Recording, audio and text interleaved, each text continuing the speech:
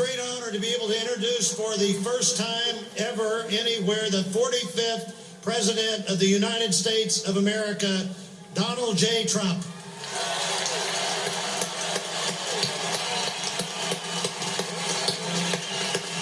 Did I get that one right?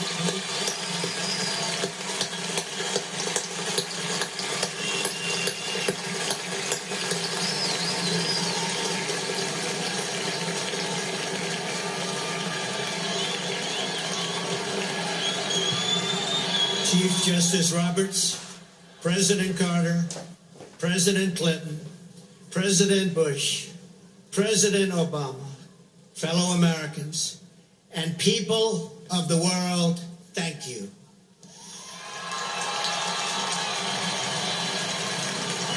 We, the citizens of America, are now joined in a great national effort to rebuild our country and restore its promise for all of our people. Together, we will determine the course of America and the world for many, many years to come. We will face challenges. We will confront hardships, but we will get the job done. Every 4 years, we gather on these steps to carry out the orderly and peaceful transfer of power. And we are grateful to President Obama and First Lady Michelle Obama for their gracious aid throughout this transition. They have been magnificent. Thank you.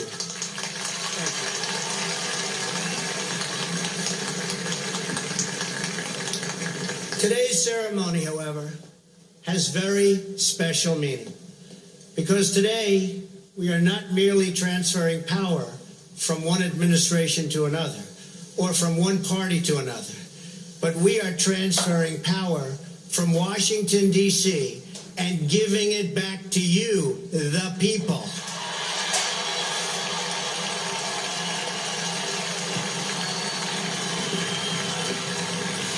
For too long, a small group in our nation's capital has reaped the rewards of government while the people have borne the cost. Washington flourished, but the people did not share in its wealth. Politicians prospered, but the jobs left and the factories closed. The establishment protected itself, but not the citizens of our country. Their victories have not been your victories. Their triumphs have not been your triumphs. And while they celebrated in our nation's capital, there was little to celebrate for struggling families all across our land.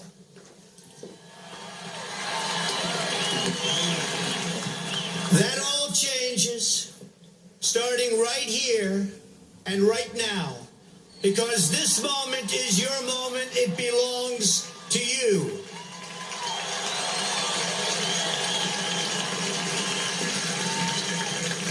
It belongs to everyone gathered here today and everyone watching all across America. This is your day. This is your celebration. And this, the United States of America, is your country.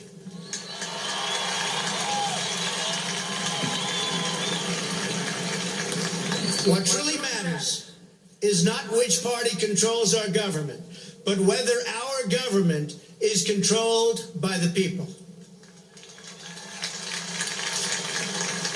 January 20th, 2017 will be remembered as the day the people became the rulers of this nation again.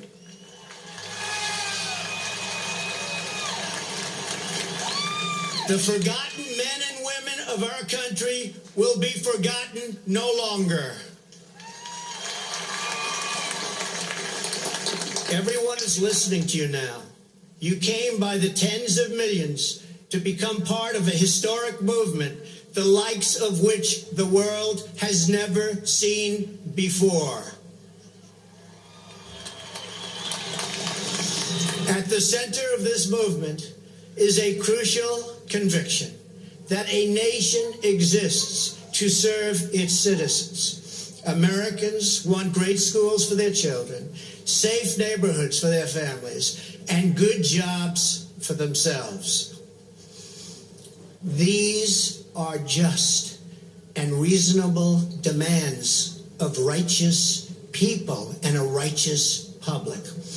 But for too many of our citizens, a different reality exists. Mothers and children trapped in poverty in our inner cities, rusted out factories scattered like tombstones across the landscape of our nation, an education system flush with cash, but which leaves our young and beautiful students deprived of all knowledge. And the crime, and the gangs, and the drugs that have stolen too many lives and robbed our country of so much unrealized potential.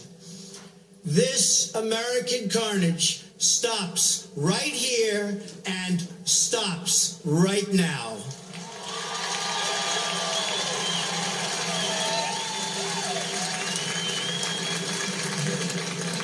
We are one nation, and their pain is our pain. Their dreams are our dreams, and their success will be our success. We share one heart, one home, and one glorious destiny. The oath of office I take today is an oath of allegiance to all Americans.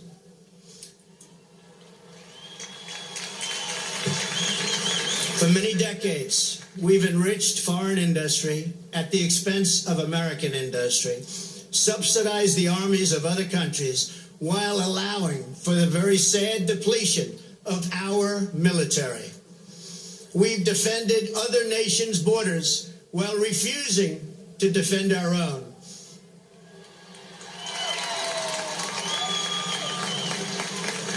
And spent trillions and trillions of dollars overseas while America's infrastructure has fallen into disrepair and decay. We've made other countries rich while the wealth, strength, and confidence of our country has dissipated over the horizon. One by one, the factories shuttered and left our shores with not even a thought about the millions and millions of American workers that were left behind. The wealth of our middle class has been ripped from their homes and then redistributed all across the world. But that is the past, and now we are looking only to the future.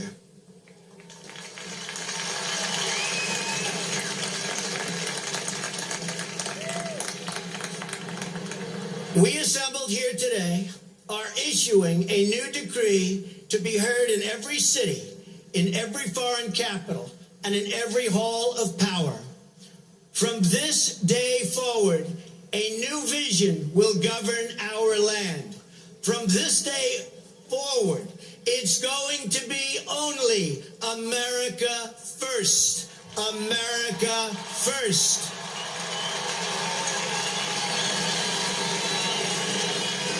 Every decision on trade, on taxes, on immigration, on foreign affairs will be made to benefit American workers and American families.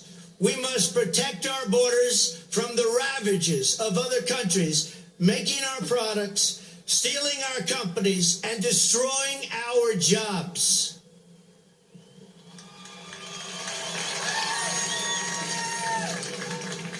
Protection will lead to great prosperity and strength.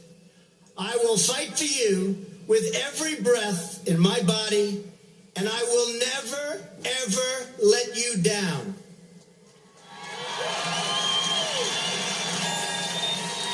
America will start winning again, winning like never before. We will bring back our jobs. We will bring back our borders. We will bring back our wealth. And we will bring back our dreams.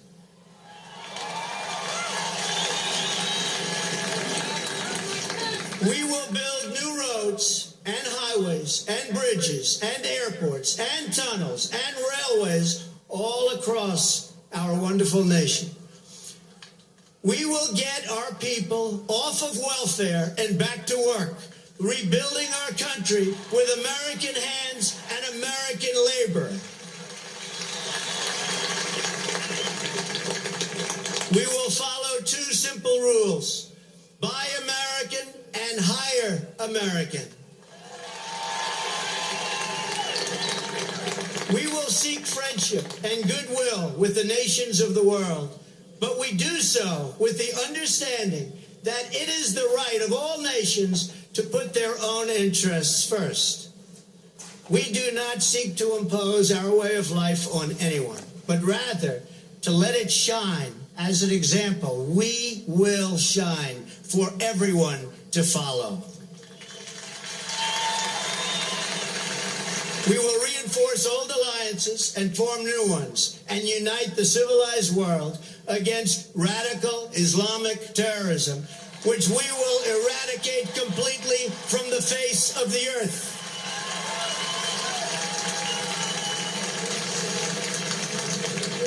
At the bedrock of our politics will be a total allegiance to the United States of America. And through our loyalty to our country, we will rediscover our loyalty to each other. When you open your heart to patriotism, there is no room for prejudice.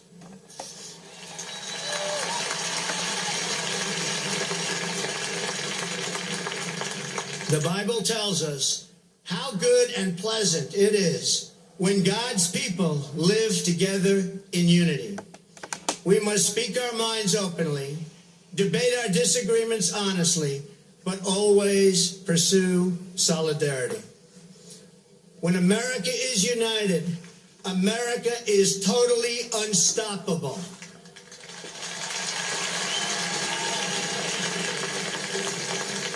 There should be no fear.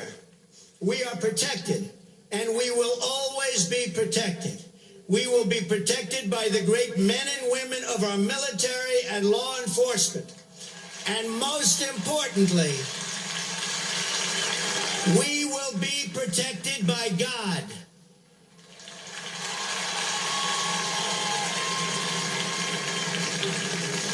Finally, we must think big and dream even bigger.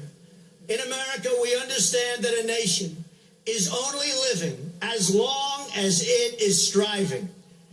We will no longer accept politicians who are all talk and no action, constantly complaining, but never doing anything about it.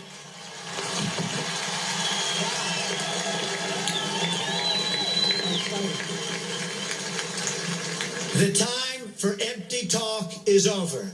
Now arrives the hour of action.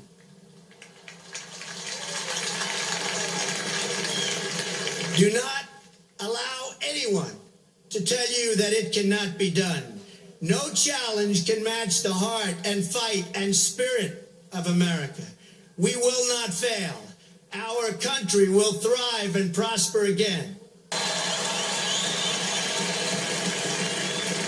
We all enjoy the same glorious freedoms, and we all salute the same great American flag. And whether a child is born in the urban sprawl of Detroit or the windswept plains of Nebraska, they look up at the same night sky, they fill their heart with the same dreams, and they are infused with the breath of life by the same Almighty Creator.